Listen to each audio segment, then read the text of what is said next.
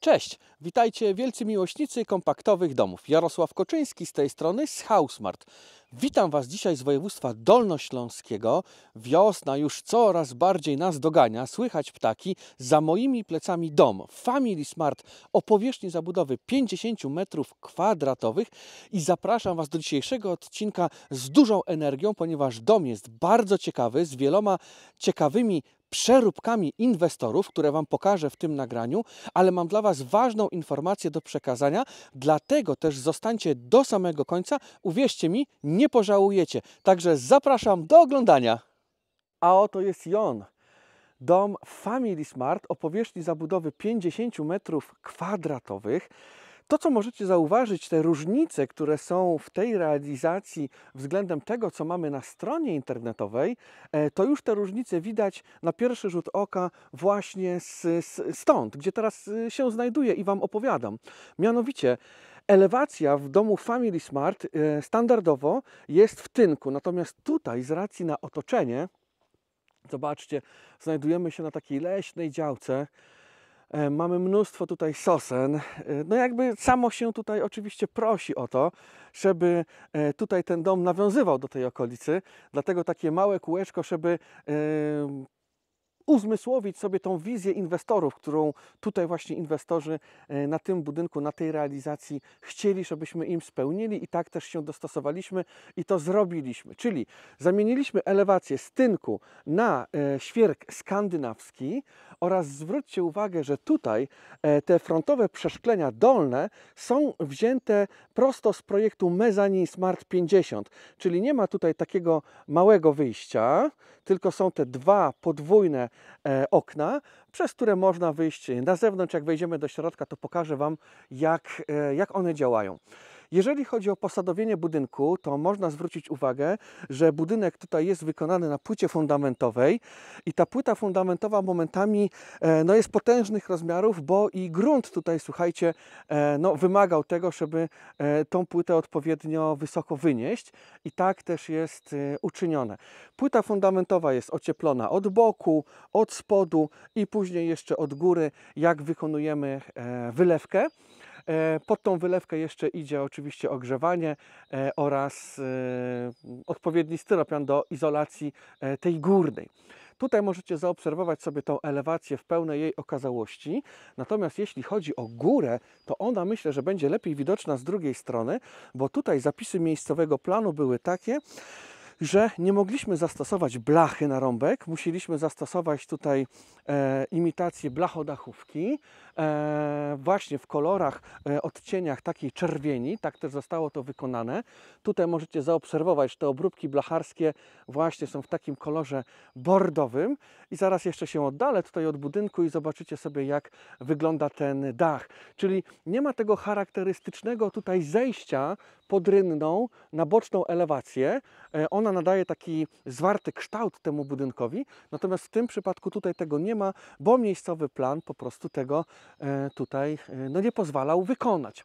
W tylnej części tego budynku jest bez zmian, poza tą oczywiście zmianą elewacji, czyli tutaj na górze mamy sypialnię, tu kolejną, a tutaj mamy łazienkę. Zwracam Wam uwagę, żeby zobaczyć, jak wykonane są też obróbki blacharskie, bo obróbki blacharskie, słuchajcie, nie tyczą się tylko i wyłącznie dachu i rynien. Obróbki blacharskie również dotyczą tutaj łączeń krawędzi budynku, dotyczą tak zwanych kapinosów, czyli tej opaski naokoło fundamentu i dotyczą również obróbki blacharskie tych wykończeń, można powiedzieć, okien. Zobaczcie, tutaj każde okno jest odpowiednio wykończone. Jest taki narożnik z blachy wykonany. Przecież te rzeczy, słuchajcie, nie przyjeżdżają gotowe z fabryki. Tą blachę trzeba w taki odpowiedni sposób pozaginać, podoginać. To jest naprawdę precyzyjna praca. Wymaga tutaj umiejętności dekarskich i to jest naprawdę kawał dobrej roboty. Trzeba na to zwracać uwagę, bo jakby są to aspekty istotne, chociażby ze względu na jakieś kwestie wizualne. Tutaj jest kranik, który ja inwestorom dodaję bezpłatnie i ten kranik jest właśnie po to, żeby móc sobie tutaj w razie czego podlewać ten ogród, który nasi inwestorzy mają. Natomiast z tej strony jest wejście do budynku, ale obiecałem Wam, że tutaj pokażę Wam tą połać dachu, więc troszeczkę się oddalę i mianowicie, tu bym się potknął, mianowicie tak to wygląda, słuchajcie. Tak wygląda ta połać dachu. Jak widzicie, jest takiego koloru bordowego.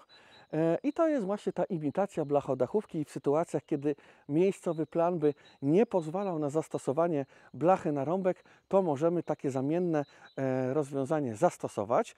Ono na ten moment nie jest droższe, więc jakby nie wiąże się to z dodatkowymi kosztami. Natomiast trzeba uwzględniać właśnie te zapisy miejscowych planów, bo to one tak naprawdę decydują o tym, co na naszej działce możemy wykonać, ale nie przejmujcie się takimi rzeczami, bo od tego właśnie są analizy prawne działek, które wykonujemy wraz z architektami i te analizy właśnie już na etapie wstępnego zainteresowania domem już od razu ustawia nam ta analiza informację dotyczącą tego, w jaki sposób ten dom może być wybudowany i na jakie rzeczy koniecznie trzeba w jego przypadku danej działki po prostu zwrócić uwagę. Wejdziemy sobie teraz do środka. Ja Wam pokażę, jak wygląda ten środek. To co? Zapraszam. Proszę bardzo. I jesteśmy już w środeczku. A wycieczkę po środku tego budynku zaczynamy sobie, słuchajcie, od wiatrołapu. Ten wiatrołap ma 2 metry kwadratowe. Jak widzicie, tutaj inwestor poprosił nas o to, żebyśmy wykończyli cały budynek w desce, więc tak też zrobiliśmy.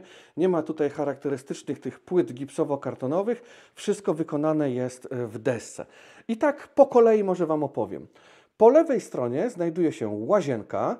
Na wprost po wyjściu z wiatrołapu znajduje się ta dodatkowa dolna sypialnia, a po prawej stronie znajduje się salon z aneksem kuchennym, a w tym miejscu będą schody. W tym przypadku inwestorzy zażyczyli sobie schodów kręconych, takie będą sobie montować i po tych schodach wejdziemy sobie, klienci będą wchodzili na górę, jak już będą mieli całkowicie wykończony dom, natomiast my dzisiaj skorzystamy z drabiny i później Was zaproszę tutaj na górę i pokażę Wam, jak wyglądają te pokoje właśnie na górze. Zanim pójdziemy na górę, to wycieczkę zaczniemy od łazienki. Tutaj jest ta łazienka, tak ona wygląda. Oczywiście jest przewidziane miejsce na prysznic, ubikację, pralkę. Łazienka ma ponad 3,5 metra kwadratowego, więc wszystko to, co powinno się w łazience zmieścić, oczywiście się mieści. A tutaj mamy okno. Ono jest dużo większe, to okno, aniżeli w projektach 35 m² powierzchni zabudowy. Oczywiście okno się otwiera. Okno się również uchyla dla dobrej wentylacji w łazience. Także okno jest bardzo ważne w ogóle w takich pomieszczeniach z dużą ilością potencjalnej wilgoci. Tutaj mamy tą dodatkową dolną sypialnię. Ta sypialnia ma niecałe 8 m² powierzchni i świetnie sprawdza się jako gabinet, jako taka sypialnia dla gości na przykład, albo na przykład pokój dla dziecka. Nie jest to wielkich rozmiarów pomieszczenie, bo tak jak mówię, ma niecałe 8 m², ale wszystko w tym pomieszczeniu z tych wymienionych rzeczy, czyli gabinet, dodatkowy pokój czy sypialnia dla dziecka, jakby świetnie się sprawdza. Natomiast gdyby ktoś nie chciał tego pomieszczenia, możemy usunąć tą ścianę, wówczas aneks kuchenny, który jest przewidziany tam, przenosimy tutaj i robimy ten aneks kuchenny w tej tylnej części i dzięki czemu tutaj na dole mamy po prostu dużo miejsca. Tutaj również w tym pokoiku jest wszędzie ta deska i na ścianach, i na suficie. Idziemy sobie dalej i wchodzimy teraz do tego salonu z aneksem kuchennym. Ja teraz stanę w jednym rogu, żeby Wam pokazać całe to pomieszczenie. Tutaj jest przewidziany aneks kuchenny. Najprawdopodobniej tutaj stanie kanapa i jeżeli inwestorzy będą korzystali z telewizora, to tutaj będzie telewizor. Tak prezentują się te okna wyjściowe na zewnątrz. Nam pozostało tutaj z naszego zakresu jeszcze zabranie ścinek, także kontener już z tego co wiem jest zamówiony i zabieramy te ścinki i to będzie koniec jakby naszego zakresu. Budowaliśmy tutaj dom do stanu deweloperskiego, czyli to co tutaj widzicie, Elektryka, hydraulika, oczywiście sam budynek, to wszystko jakby wykonywaliśmy my w ramach umowy z naszym klientem. Zmiana, która jest w środku, tak jak wspominałem, to jest zmiana na tą deskę zamiast płyt GK. Co do samych okien, okna na okuciach Gaelan, to zresztą widać tutaj na tych nalepeczkach. Okna są trzyszybowe, sześciokomorowe w takim systemie odstawno-przesuwnym, czyli po prostu nam ta tafla szkła jeździ tutaj, przesuwa się i możemy sobie otworzyć. Z drugiej strony również pociągamy do siebie i przesuwamy i w ten sposób mamy te okna wyjściowe otwarte. Jak możecie zwrócić uwagę, to skrzydło otwiera się na tą stronę, to skrzydło otwiera się na tą stronę, a te skrzydła są tak zwanymi fiksami. Mamy też taką możliwość, żeby wykonać okna normalnie otwierane do wewnątrz, do budynku. Wtedy otwierają się obydwie te połówki, lewa, prawa i to samo jest z tej strony. Natomiast wadą takiego rozwiązania jest to, że otwierają się te okna do wewnątrz i w kompaktowym domu, właśnie w takim, w którym się teraz znajdujemy, raczej wybiera się takie rozwiązania, które jak najmniej tego miejsca w środku nam zajmują.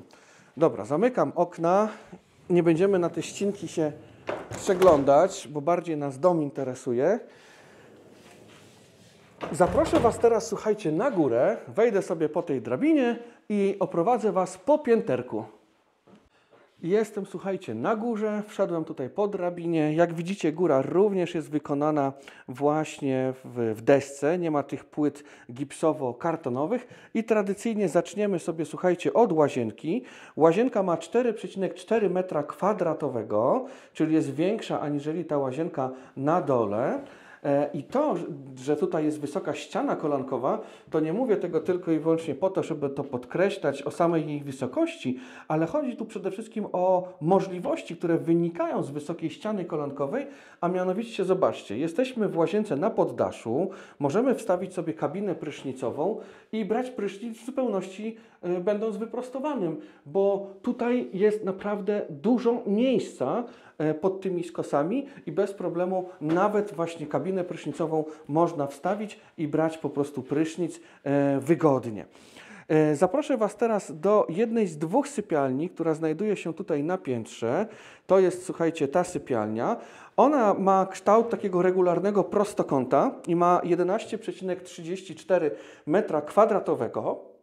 Tutaj do sufitu w najwyższym punkcie to, co możecie zwrócić uwagę, czyli stąd dotąd jest ponad 3 metry wysokości, czyli naprawdę jest tutaj przestronnie, jest tu czym oddychać, ale gdyby komuś zabrakło tlenu, to zawsze może sobie skorzystać z okna. Okna są otwieralne, uchylne, trzyszybowe, sześciokomorowe. Proszę bardzo, możemy nawet tak zostawić, żeby nam tutaj świeże powietrze do tej sypialni zaglądało.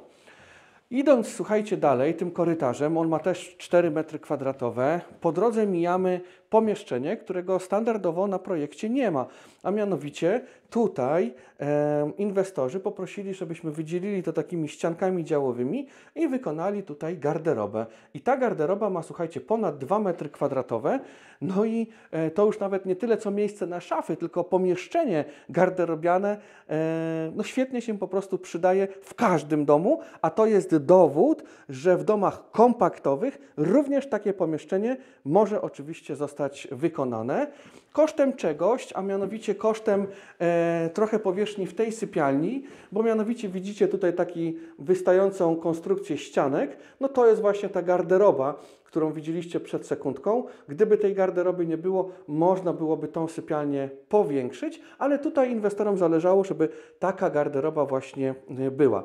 I jesteśmy teraz w tym kolejnym pokoju, w kolejnej sypialni, to już druga sypialnia jakby na górze i ta sypialnia ma, słuchajcie, na górze 11,34 m², tak jak wspominałem i to może być świetne pomieszczenie właśnie dla rodziców, dla inwestorów, właśnie jako sypialnia blisko tej garderoby. No i tu oczywiście też mamy okno, 2 kwadraty, trójkąt, kwadraty się otwierają i uchylają, trójkąt jest stały.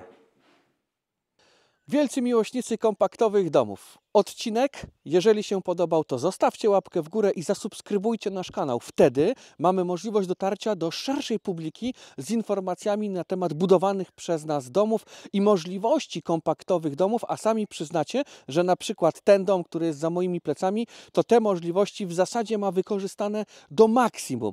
Na początku tego nagrania mówiłem Wam o tym, że mam dla Was ważną informację i tak to prawda. Ważna informacja brzmi mianowicie w ten sposób, że mamy dodatkowe wolne terminy jeszcze na ten rok. Dlatego też, jeżeli myślicie o budowie domu, na przykład w lipcu, w sierpniu, a może w drugiej części tego roku, to zapraszam Was koniecznie, wypełnijcie formularz kontaktowy, link do strony, a w zasadzie jej adres wyświetla Wam się tutaj, gdzie pokazuję palcem, www.housmart.pl, w zakładka kontakt, wypełnijcie formularz kontaktowy, który jest w tej zakładce, to zajmie Wam 5 sekund, dosłownie 5 sekund Wam to zajmie, wypełnijcie ten formularz kontaktowy, one wszystkie trafiają bezpośrednio do mnie i obiecuję Wam, że wyślę Wam jutro procedurę, co trzeba zrobić, żeby taki dom wybudować na Waszej działce. To jest bardzo ważne ku temu, żeby móc marzenie o pięknym domu zrealizować, to właśnie trzeba tą procedurą podążać. Dlatego też umówmy się w ten sposób.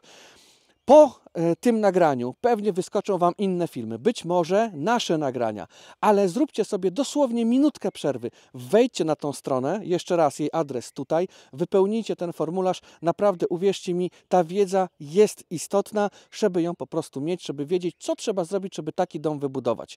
A jeśli jesteście zainteresowani, ile ten dom kosztuje, to nic trudnego. Znowu, wchodzimy na naszą stronę internetową, wszystko mamy w internecie, klikamy sobie dom Family Smart 50, bo taki to jest właśnie model, ten za moimi plecami, klikamy sobie Family 50, w jego zdjęcie lub w napis konfigurator i otwiera nam się karta tego projektu. Wszystkie ceny mamy pięknie podane na stronie. Klikacie to, co Was interesuje, na przykład tarasy, szambo, zakres, jaki chcecie, żebyśmy wykonali i strona liczy Wam cenę. I taka zasada w naszej firmie.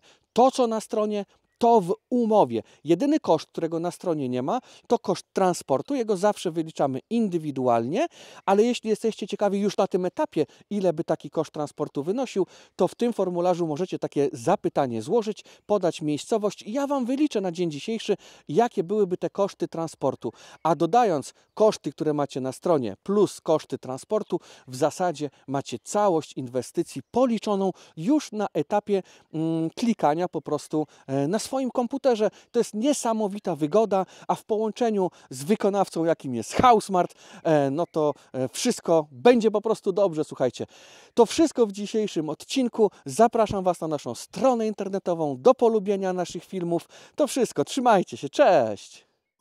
Housmart. Jesteś u siebie.